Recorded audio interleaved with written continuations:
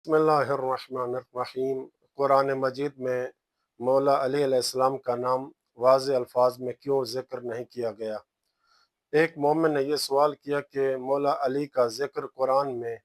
बहुत ज़्यादा आया है, लेकिन उनका नाम सराहत के साथ क्यों नहीं लिया गया? इसके जवाब में किताब मौसूअतुल असअलतुल अक़ाइदिया की 7वीं जिल्द सफ़ा 308 पे उलमा यूँ जवाब देते हैं कि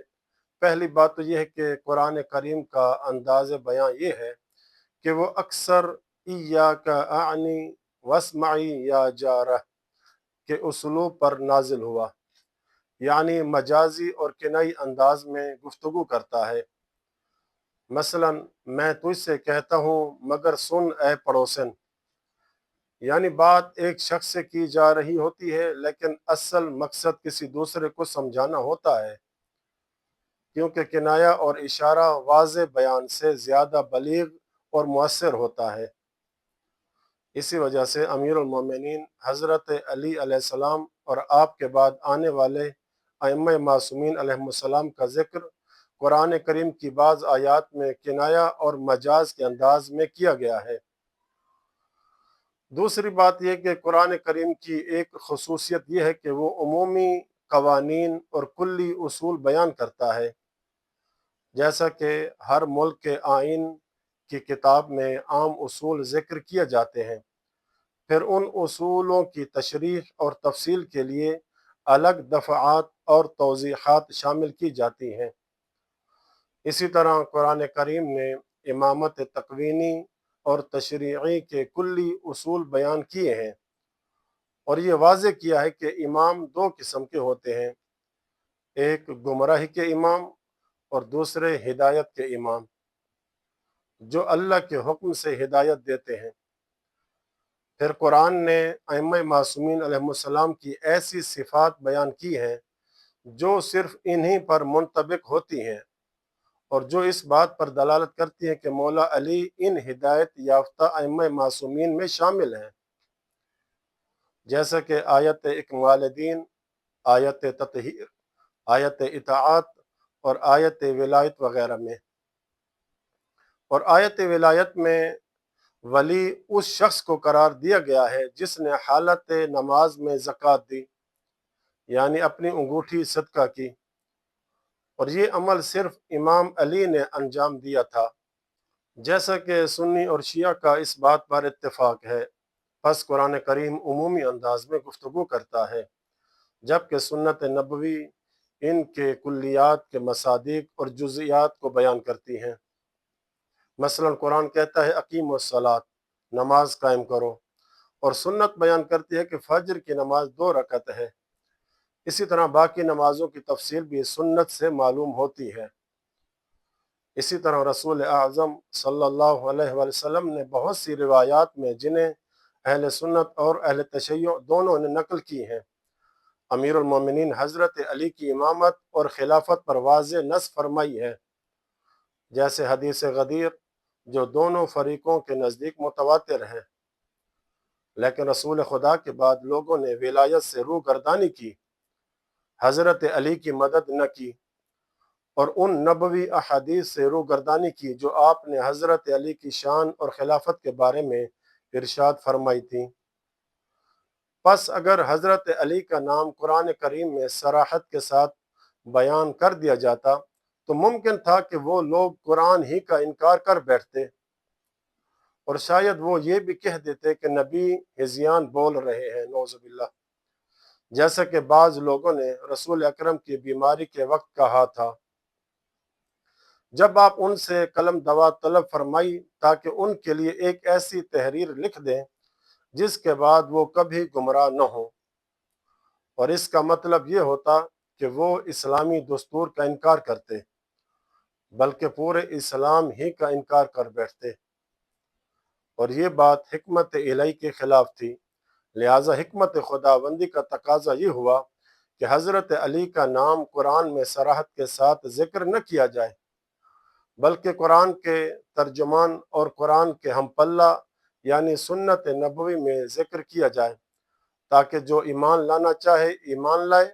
और जो कुफ्र करना चाहे कुफ्र इख्तियार करे। اور اس سے اللہ تعالیٰ کو کوئی نقصان نہیں پہنچتا۔ اور اہل سنت کی روایات اور کتابوں میں ایسی احادیث بہت زیادہ ہیں جو حضرت علی کی امامت اور خلافت پر دلالت کرتی ہیں۔ کتاب الکافی میں صحیح و سند کے ساتھ ابو بصیر سے روایت ہے، وہ کہتے ہیں کہ میں نے امام جعفر صادق علیہ الصلوۃ والسلام سے اللہ کے اس فرمان کے بارے میں سوال کیا کہ جس میں اللہ فرماتا ہے اطیعوا اللہ و اطیعوا الرسول و اولی الامر منکم، اللہ کی اطاعت کرو، رسول کی اطاعت کرو، اور تم میں سے جو صاحبان امر ہیں ان کی اطاعت کرو۔ امام علیہ السلام نے فرمایا یہ آیت امام علی ابن ابی طالب، امام حسن اور امام حسین علیہ السلام کے بارے میں نازل ہوئی ہے۔ میں نے عرض کیا، لوگ کہتے ہیں کہ پھر اللہ تعالیٰ نے علی اور ان کے اہل بیت علیہ السلام کے نام قرآن میں صراحت کے ساتھ کیوں ذکر نہیں کیے؟ تو امام علیہ السلام نے فرمایا ان سے کہو رسول خدا پر نماز کا حکم نازل ہوا،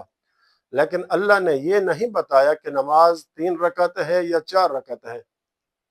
یہاں تک کہ رسول خدا نے اس کی وضاحت خود فرمائی۔ اور زکوٰۃ کا حکم نازل ہوا، لیکن یہ نہیں بتایا گیا کہ ہر 40 درہم میں 1 درہم زکوٰۃ ہے، یہاں تک کہ رسول خدا نے اس کی تفسیر فرمائی۔ اور حج کا حکم بھی نازل ہوا، لیکن یہ نہیں فرمایا گیا کہ 7 چکر طواف کرو، یہاں تک کہ رسول خدا نے اس کی وضاحت فرمائی۔ اسی طرح جب یہ آیت نازل ہوئی اطیعوا اللہ و اطیعوا الرسول و اولی الامر منکم، یہ امام علی، امام حسن اور امام حسین علیہ السلام کے بارے میں نازل ہوئی۔ پھر رسول خدا نے حضرت علی کے بارے میں فرمایا جس کا میں مولا ہوں علی بھی اس کے مولا ہے، اور آپ نے فرمایا میں تمہیں اللہ کی کتاب اور اپنے اہل بیت کے بارے میں وصیت کرتا ہوں، کیونکہ میں نے اللہ عز و جل سے سوال کیا تھا کہ وہ ان دونوں کو ہرگز جدا نہ کرے یہاں تک کہ یہ دونوں حوض کوثر پر میرے پاس آئیں۔ تو اللہ نے مجھے یہ عطا فرما دیا، اور آپ نے فرمایا کہ اے لوگو تم انہیں تعلیم نہ دو کیونکہ وہ تم سے زیادہ علم رکھنے والے ہیں، اور فرمایا وہ تمہیں کبھی ہدایت کے دروازے سے باہر نہیں نکالیں گے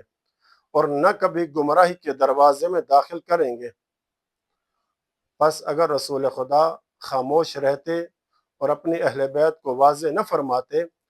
تو فلاں خاندان اس منصب کا دعویٰ کر بیٹھتے، لیکن اللہ نے اپنے نبی کی تصدیق میں یہ آیت نازل فرمائی انما یرید اللہ لیذہب عنکم الرجس اہل البیت ویطہرکم تطہیرا، اللہ تو بس یہ چاہتا ہے کہ اے اہل بیت تم سے ہر قسم کی ناپاکی کو دور رکھے اور تمہیں ایسے پاکیزہ رکھے جیسے پاکیزہ رکھنے کا حق ہے۔ سورہ احزاب کی آیت نمبر 33۔ پس اہل بیت علیہ السلام، امام علی علیہ السلام، امام حسن، امام حسین اور حضرت فاطمہ زہرا سلام اللہ علیہا تھے۔ رسول خدا نے انہیں ام سلمہ کے گھر میں اپنی چادر کے نیچے جمع کیا، پھر فرمایا اے اللہ ہر نبی کے اہل اور خاص افراد ہوتے ہیں، اور یہ میری اہل بیت اور میرے خاص افراد ہیں۔ تو ام سلمہ نے عرض کیا کیا میں آپ کے اہل میں شامل نہیں ہوں؟ آپ نے فرمایا تم خیر پر ہو، لیکن یہ میری اہل بیت اور میرے خاص افراد ہیں۔ تو یہ بات سنی اور شیعہ دونوں کی کتابوں میں موجود ہے۔ آخر میں اللہ سے دعا ہے کہ وہ ہم سب کو اہل بیت علیہ السلام کے دامن سے مزید وابستہ اور متمسک رکھے،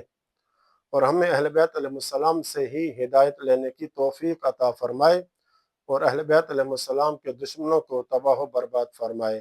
آمین یا رب العالمین، وصلی اللہ علی محمد وعلی بیتہ الطاہرین۔